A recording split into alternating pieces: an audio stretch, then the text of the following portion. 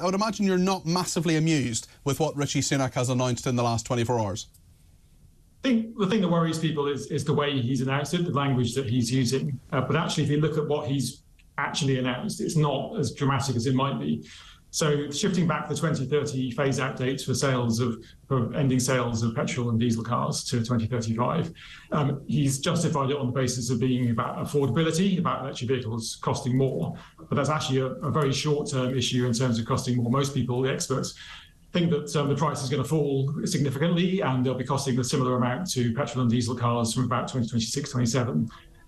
Policy at the moment has not changed up to 2030. The government's about to have regulations that will increase the supply of electric vehicles, and that will also help to bring the price down. So I think it's important to remember it's more the language, it's more that climate will always be in conflict with cost of living, it's more the language about everyone being ideological extremists that worries people. And one of the big things I think that worries industry most is the fact that they can't necessarily rely on the government to stick to what it's promised to do. Do you think, I mean, let's talk about industry in a second, but do you think Rishi Sunak is saying that people who are concerned about the environment are ideological extremists?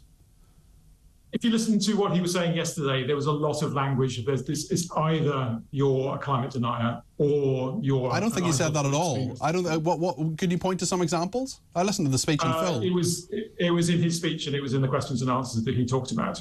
He talked about finding a middle way. I think most people. What did he say? When did he call people ideological extremists? In the press conference yesterday. What did he say? What were his words? Ideological extremists. Okay, I must go back and watch that because I don't think I saw that. But anyway, let's talk about the industry, because obviously Ford are very annoyed about this. They have put out a statement. It was on the front of the Financial Times today, talking about how uncertainty is something that can't be that businesses can't have. But actually, if you look at Vauxhall and Toyota, for example, they're saying it's fine because France, Germany, some other European nations are actually saying this is they were 2035 in their manufacturing. It actually helps them.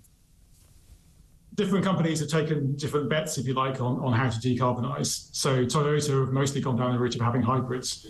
So rather than full electric vehicles, they've taken the bet. Actually, what the markets are showing is that they're worried about the way that Toyota have done that.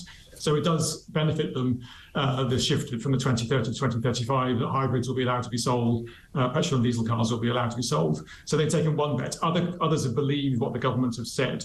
And they pursued electric vehicles. So they're investing a lot of money in electric vehicles on the basis that the government said it was committed to these policies. And what worries industry is actually whether the government will stay committed to the policies like this and committed to the policies to roll out the supply of electric vehicles, or whether we'll see further changes as well.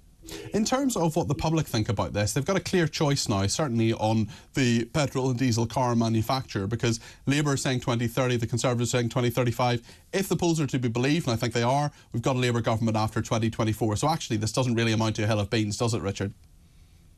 Well, let's see what happens whenever the election is called. I think one of the great things in the UK is actually the consensus that's been between the parties about climate change. Not about being extremist on either side, but working out what's the most effective way, what's the most cost-efficient way, what's the way that we can take people with us to tackle climate change. And there's generally been a consensus between the Conservative Party and the Labour Party. There's differences of opinion.